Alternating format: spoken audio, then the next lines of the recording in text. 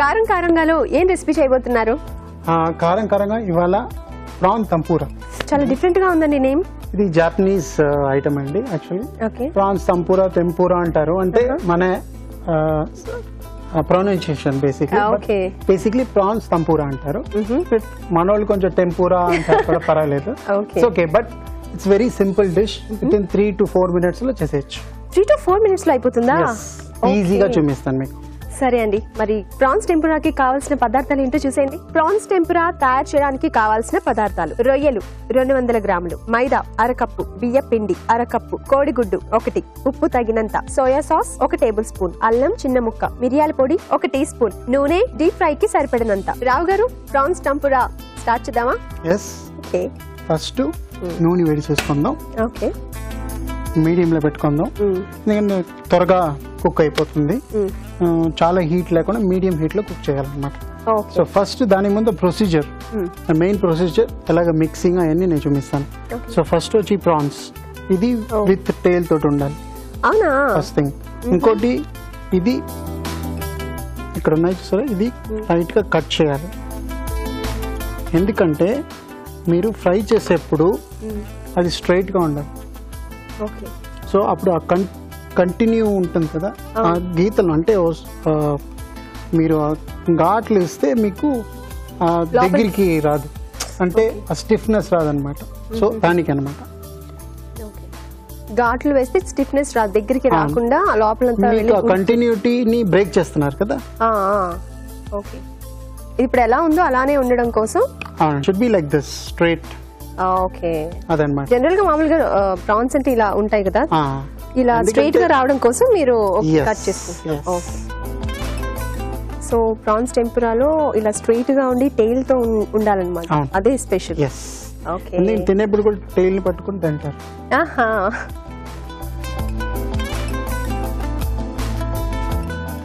Japanese dish అంటే అక్కడికి ఇక్కడికి ఏంటంటే డిఫరెన్స్? అంటే ఇప్పుడు ఇండియన్ డిషెస్ లో ఉన్న ఇంగ్రీడియంట్స్ ఉన్నట్టున్నాయి కదా మాక్సిమం, కానీ all the way of cooking different ఉంటుంది.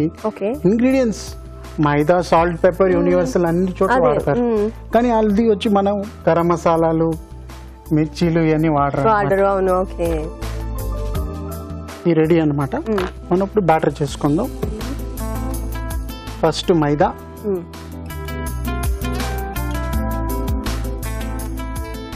కొంచెం రైస్ ఫ్లోర్ క్రిస్పీనెస్ కి. యాక్చువల్లీ మీకు బయట టెంపురా ఫ్లవర్ అని దొరుకుతుంది మీకు. అవునా, టెంపురా ఫ్లవర్? ఓకే, బయట మనం టెంపురా ఫ్లవర్ తెచ్చుకుంటే ఈ మిరియాల పొడి ఇవన్నీ వేసుకోవచ్చు, అది వదిలేసి. అంటే నార్మల్ గా మిరియాల పొడి వేయరు, బట్ మన ఇండియన్ ప్యాలెట్ కి కొంచెం మిరియాల పొడి, సాల్ట్ నేను వేస్తాను. ఓకే, అంటే జాపనీస్ లో వేయరు. వాళ్ళు ఏంటంటే సోయా సాస్ తోటి డిప్ చేసి తినేస్తారు. అవునా, ఓకే. ఈ రెసిపీ ఏంటంటే అకార్డింగ్ టు ఇండియన్స్, మనకి కొంచెం లేకపోతే తిన్న తర్వాత ఏంటంటే ఉప్పు కారం ఏం లేదు, అలాంటి అలా తింటారు. కొంచెం చేంజెస్ చేసి చేసుకుంటాం. సో మనం చెప్పని జాపనీస్ రెసిపీని ఇండియన్ లో మార్చి కారం కారంగా, స్పైసీగా, టేస్టీగా చేసుకుని తింటున్నాం అనమాట.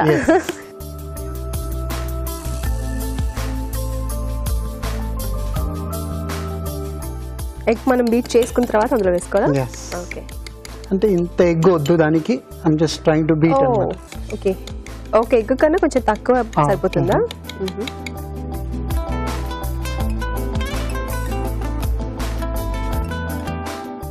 అంటే ఇది బజ్జీ పిండి లాగే కలుపుతారా లేకపోతే? చూపిస్తాను. సో కొంచెం నీళ్ళు పోయండి.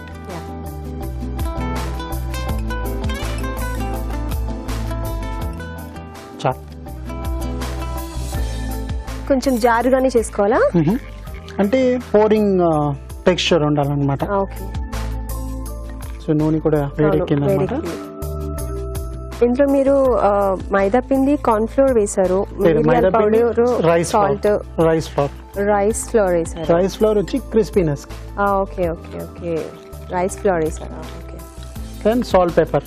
మరి టెంపో ఫ్లోర్ లోని కార్న్ ఫ్లోర్ కూడా యాడ్ చేసి వస్తుందన్నారు కదా, మరి ఇందులో ఎందుకు వేయలేదు corn flour? My recipe. Okay, అదన్నమాట.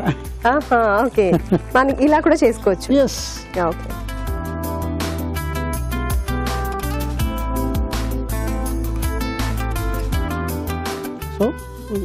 జస్ట్ చూడండి. Okay, tail మునగక్కర్లేదు.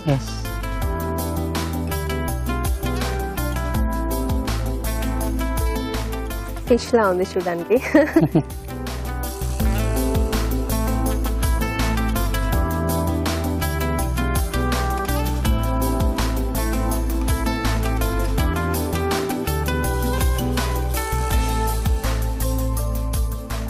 గోల్డెన్ బ్రౌన్ వచ్చేంత వరకు ఉండాలా అండి?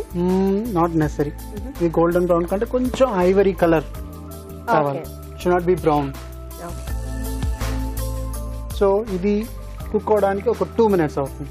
2 minutes. ఓకే, కుక్ అవ్వడానికి ఇంకా 2 minutes పడుతుంది కాబట్టి ఈ లోపు చిన్న చిట్కా చేద్దాం.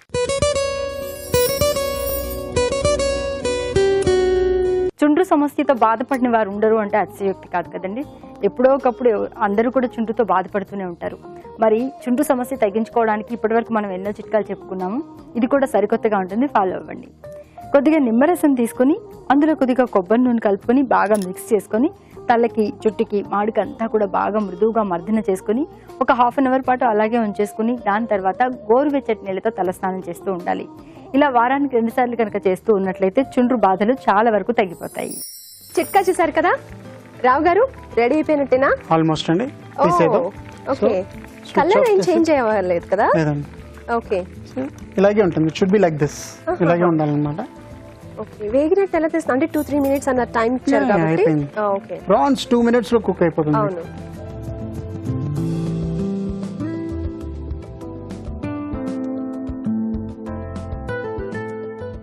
మనం ఇలా కట్ చేసాం కదా, ఫ్రై అయిన తర్వాత మళ్ళీ ఇలా టర్న్ తిరిగిపోయిందా? అది కొంచెం అవుతుంది. ఓకే ఓకే, ఇప్పుడు మనం సాస్ చేసుకుందాం. ఇది రెగ్యులర్ సోయా సాస్. ఓకే, దీంట్లో మనం కొంచెం జింజర్ వేస్తాం అన్నమాట. ఓకే, సోయా సాస్ ఇందా నుంచి ఇందులో వేయలేదు ఏంటి అనుకుంటున్నా. అంటే జాపనీస్ మీరు చెప్పారు అందులో ఇలా ముంచుకొని తింటారని, అలానా? ఓకే, జింజర్ ఫ్లేవర్ రావడానికి ginger.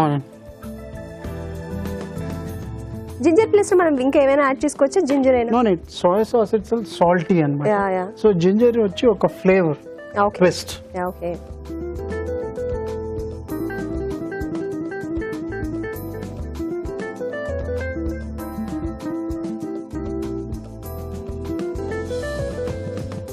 So prawn tempura ready. Okay, దీన్ని సోయా సాస్ తోనే టేస్ట్ చేసుకొని. ఓకే, చూసారు కదండి, ప్రాన్స్ టెంపురా రెడీ అయిపోయింది. మరి దీన్ని ఎలా తయారు చేసుకోవాలో మరొకసారి చూద్దాం. ప్రాన్స్ టెంపురా తయారు చేసే విధానం: ఒక బౌల్లో మైదా, బియ్యం పిండి, మిరియాల పొడి, ఉప్పు, కోడిగుడ్డు వేసి బాగా కలుపుకోవాలి. దీనిలో రొయ్యలు ముంచి తీసి తాగే నూనెలో వేసి డీప్ ఫ్రై చేసుకోవాలి. ఒక బౌల్లో తరిగిన అల్లం, సోయా సాస్ వేసి బాగా కలుపుకోవాలి. ఆపై వేయించిన రొయ్యలు కలిపి సర్వ్ చేసుకుంటే prawns టెంపురా ready.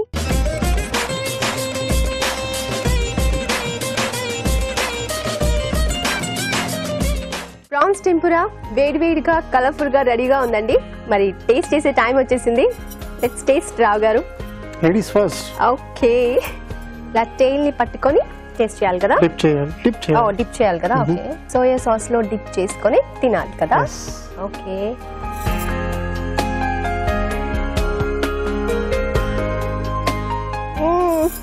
So tasty.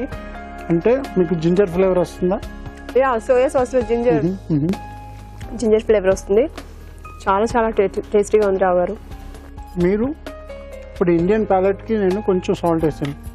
Okay, మీకు సాల్ట్ ఇది కరెక్ట్ గా సోయా సాస్ తోటి కరెక్ట్ గా ఉంటుంది. సో మీరు అవాయిడ్ చేయొచ్చు. ఓకే, ఫుల్ గా అవాయిడ్ చేసేసేయచ్చు సాల్ట్. ఎందుకంటే మీరు కొంచెం ఎక్కువైందంటే కూడా మళ్ళీ దీంట్లో డిప్ చేస్తే మీకు సాల్ట్ ఎక్కువ అయిపోతుంది. సో మీ ఇష్టం అనమాట. మీకు సాల్ట్ కావాలంటే సాల్ట్ వేసుకోవచ్చు, లేకపోతే అవాయిడ్ చేసుకోవచ్చు. కానీ సోయా సాస్ లో మీకు సాల్ట్ ఉంటుంది కాబట్టి కొంచెం తక్కువ వేసుకోవడము అవాయిడ్ చేయడమే చేసుకోవచ్చు. సో ఇది ఇంకోటి ఏంటంటే ఈజీ టు మేక్, చాలా ఈజీ అన్నమాట. పిల్లలకి చాలా ఇష్టంగా తింటారు. అవును, సో అది ఉట్టిది కూడా తినేసేయచ్చు సాల్ట్ వేస్తే. చాలా చాలా టేస్టీగా ఉందండి. మీరు కూడా డెఫినెట్ గా ఈ ప్రాన్స్ టెంపురాని ట్రై చేసి చూడండి. ఓకే, మామూలుగా మనం సీజన్ ప్రకారం ఏదైనా తింటూ ఉంటాం, అంటే ఆ సీజన్కి తగినట్టుగా తినాలనిపిస్తూ ఉంటుంది. ఇప్పుడు వర్షాకాలంలో మనం ఉన్నాం, మరి వర్షాకాలంలో ఏం తినాలనిపిస్తుంది? కారం కారంగా క్రిస్పీగా ఏదైనా తింటే బాగుంటుంది అనిపిస్తుంది కదా. అందుకే చాలా మంది పకోడీలు తయారు చేసుకుంటూ ఉంటారు.